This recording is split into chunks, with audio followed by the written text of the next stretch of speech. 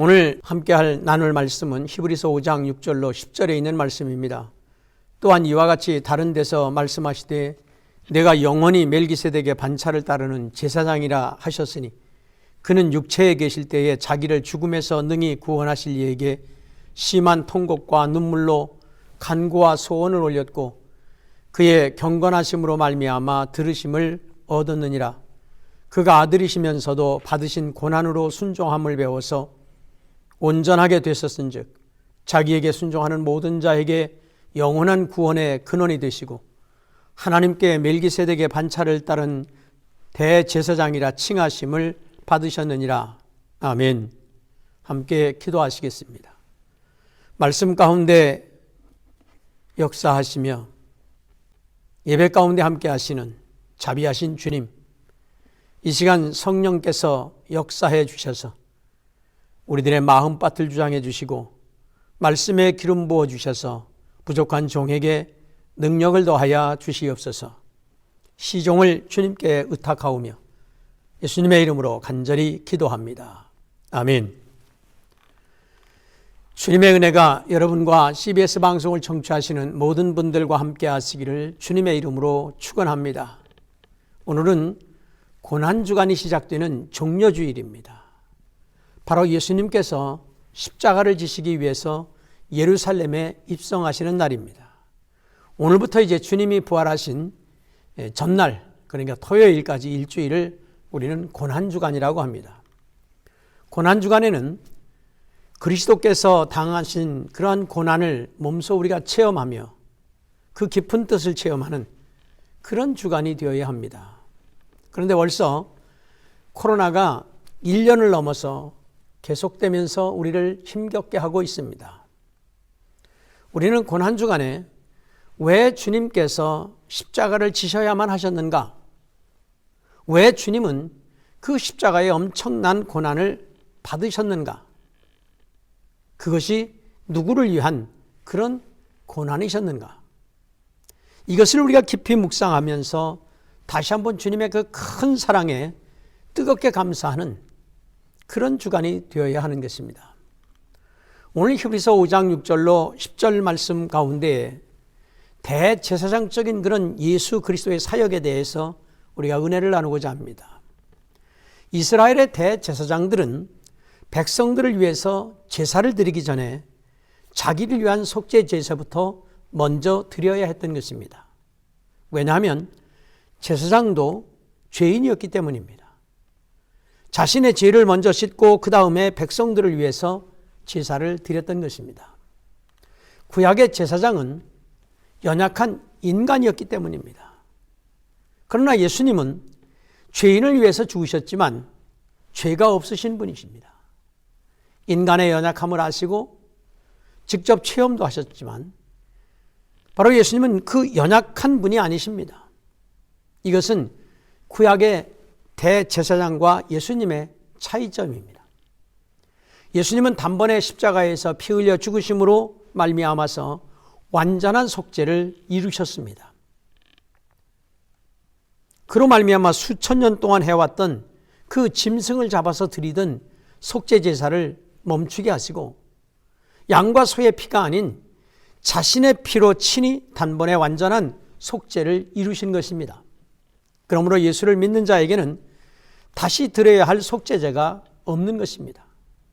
다시 짐승을 죽일 필요가 없으며 다시 피를 흘려야 할 필요가 없는 것입니다. 예수를 믿기만 하면 누구든지 영원한 구원과 생명을 얻게 되는 것입니다. 예수님의 이러한 희생 제사를 통해서 우리는 은혜의 보좌 앞에 담대히 나아갈 수 있게 된 것입니다. 베드로전서 2장 9절 말씀대로 왕 같은 제사장의 직분을 얻게 된 것입니다. 그러므로 우리가 첫째는 이 예수님은 멜기세덱의 반차를 쫓는 대제사장적인 그런 죽음의 고난이었다.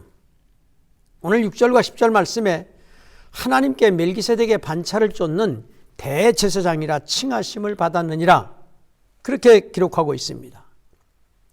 자, 제사장에게는 두 반차가 있습니다. 하나는 아론의 반차를 쫓는 제사장입니다.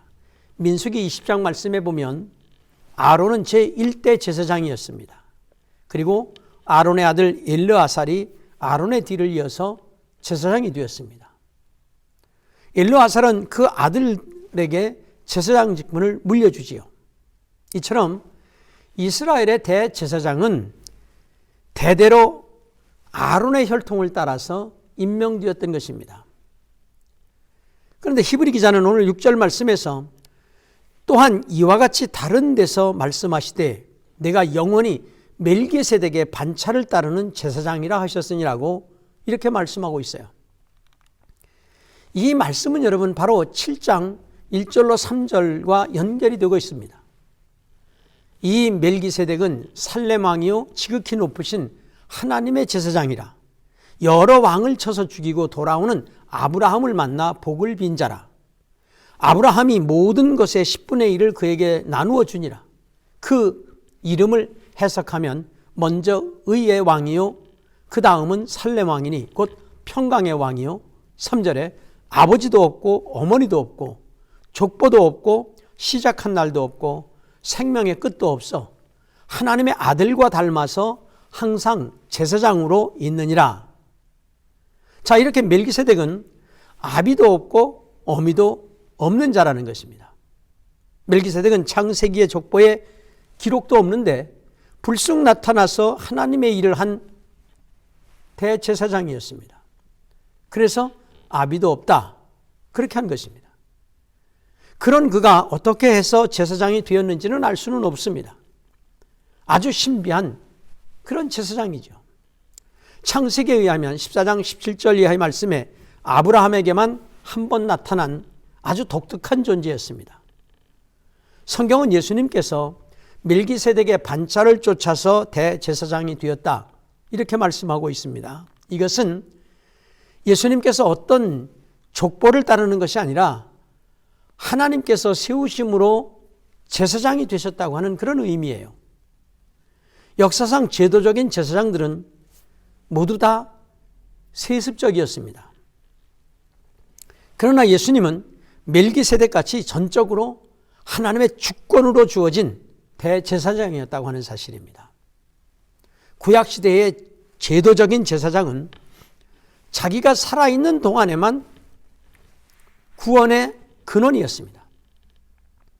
그래서 1년에 한 차례씩 대속죄일에 온 백성들의 그런 원죄와 자범죄를 모두 아사셀 염소의 머리에 안수해서 광야에서 죽게 함으로 죄를 사하는 그런 예식을 드렸던 것입니다. 히브리 2장 17절 18절 말씀해 보면 그러므로 그가 범사의 형제들과 같이 되심이 마땅하도다. 이는 하나님의 일에 자비하고 신실한 대제사장이 되어 백성의 죄를 속량하려 하심이라.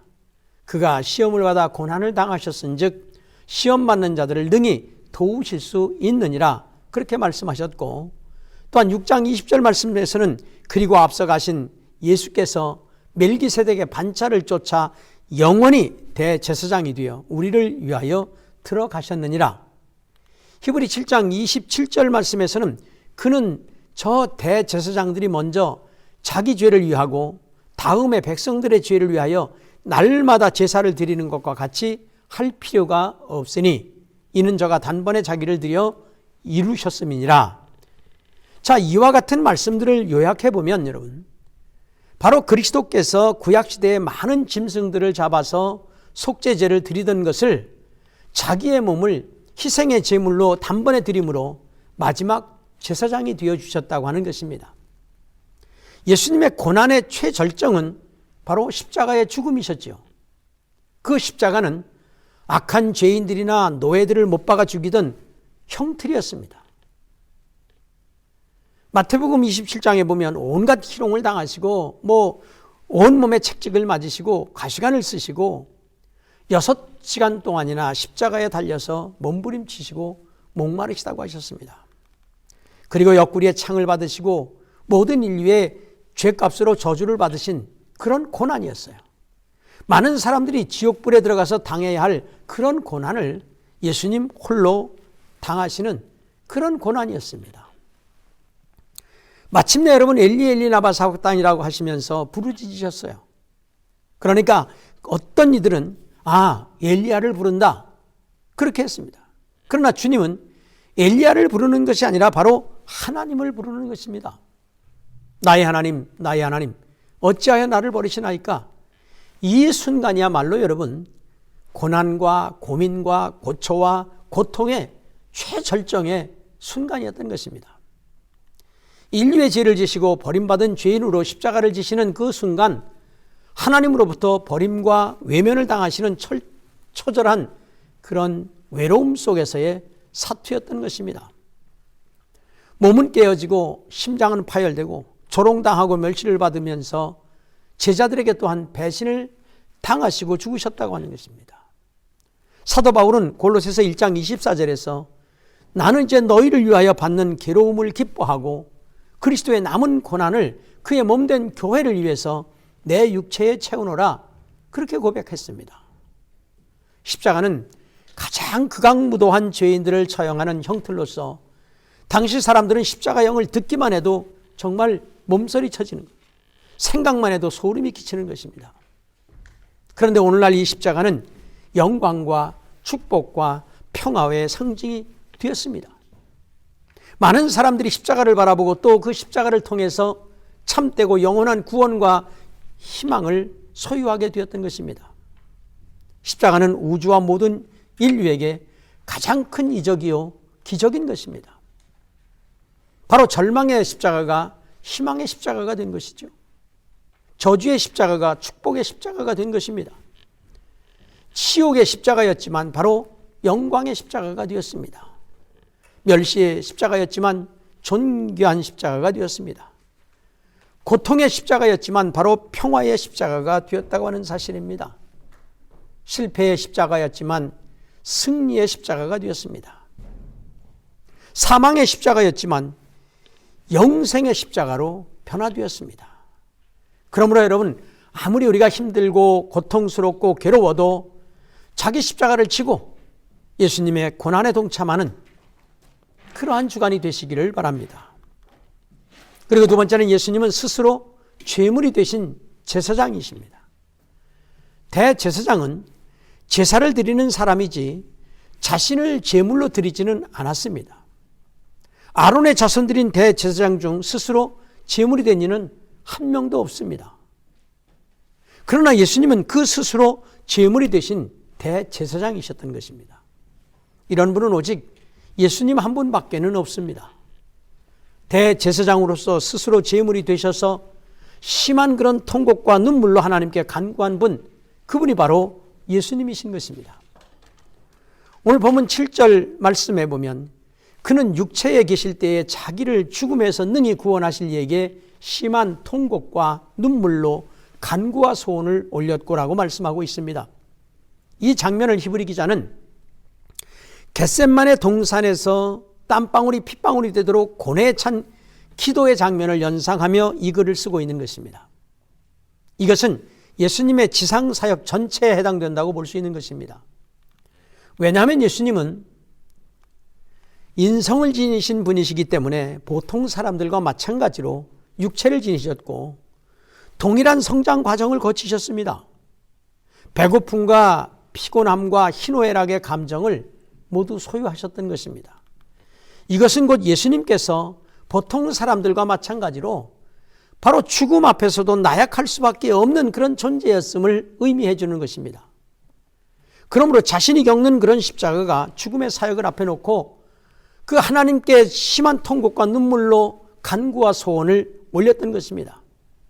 마태복음 26장 39절 말씀에 내 아버지여 만일 하실 수만 있으시거든 이 잔을 내게서 지나가게 하옵소서라고 기도하는 그 예수님의 인간적인 두려움이 너무나도 잘 나타나 있습니다.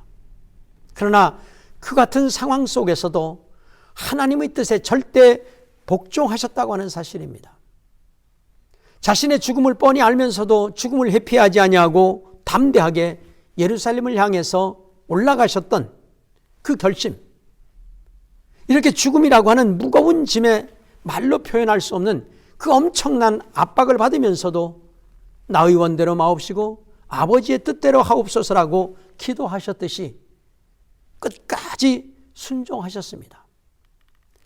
이렇게 죽게 된 지경에서도 기도하는 그것이 바로 그리스도의 고난이었습니다. 사람이 여러분 심히 고민하고 죽게 될 지경이 되면 기도도 나오지 않습니다. 그러나 예수님은 그러한 한계 상황 속에서도 기도하셨어요. 예수님은 십자가의 죽음을 앞에 놓고 결판을 내리는 그런 기도이기에 더욱 고통스러웠던 것입니다. 잠시나마 하나님께 버림당할 것과 또한 하나님께 멀어지고 저주 앞에 두고 기도하시는 그런 기도였습니다. 아버지에게서 멀어진다고 하는 것이 얼마나 무서운 것인가를 알고 있기 때문에 더욱 고통스러운 것입니다. 그러나 예수님은 그 고통을 없이 해달라고 기도한 것이 아니라 아버지의 원대로 하옵소서라고 기도하고 있습니다. 히브리 기자는 심한 통곡과 눈물로 간구와 소원을 올렸다고 그렇게 오늘 7절 말씀에 말씀하고 있습니다. 여기에서 올렸고라고 하는 말은 제물을 드린다고 하는 그런 수로입니다. 제물은 가져다가 바친다고 하는 뜻입니다. 구약시대에 드렸던 제물은 신약시대에는 바로 기도인 것이죠. 제물은 언제나 고난과 희생을 뜻하는 것입니다. 소재의 제물을 가루로 드립니다. 그러니까 기도는 내 몸이 부서지고 깨어지고 가루가 되어야 하고 기도에 피를 쏟아야 하고 기도에 내 몸이 태워져야 하고 마침내 여러분 기름을 짜내는 듯한 그런 기도가 되어야 한다고 하는 것입니다. 야곱처럼 여러분 환도뼈가 부러지는 기도가 있어야 한다고 하는 것이죠. 이처럼 예수님은 대제사장의 역할을 감당하기 위해서 그런 고난을 당하시면서 심한 통곡과 눈물로 하나님 앞에 기도하셨습니다. 그런데 예수님은 잠만 자고 있는 제자들을 보시고서 너희가 나와 함께 한 시간도 이렇게 깨어 있을 수 없더냐 그렇게 탄식하시죠. 오늘 사는 여러분 우리들도 고난주간이 되어도 감각이 없습니다. 우리는 이 한 주간 고난에 동참해야 할 것입니다. 코로나로 인해서 제단에 나오지 못한다고 해도 가정에서 예수님에게 고난을 생각하며 기도에 동참하는 그런 여러분 되시기를 축원합니다. 그리고 세 번째는 영원한 구원의 근원이 되시기 위한 순종의 고난이었습니다. 오늘 본문 8절과 9절 말씀에 보면 그가 아들이시라도 받으실 고난으로 순종함을 배워서 온전하게 되었은즉 즉 자기에게 순종하는 모든 자에게 영원한 구원의 근원이 되시고라고 말씀하고 있습니다. 자기의 뜻을 포기하고 순종하는 것은 참으로 힘든 일입니다. 괴로운 일인 것입니다. 마태복음 20장 39절 말씀에 보면 예수님은 내 아버지여 만일 할만하시거든 이 잔을 내게서 지나가게 하옵소서. 그러나 나의 원대로 마옵시고 아버지의 원대로 하옵소서라고 기도하시죠. 자기의 소원을 버리고 아버지의 소원을 따르는 것입니다. 나의 욕심을 죽이고 하나님의 뜻에 순종한다고 하는 것은 곧 십자가의 도를 따르는 신앙인의 참된 태도 중에 하나인 것입니다.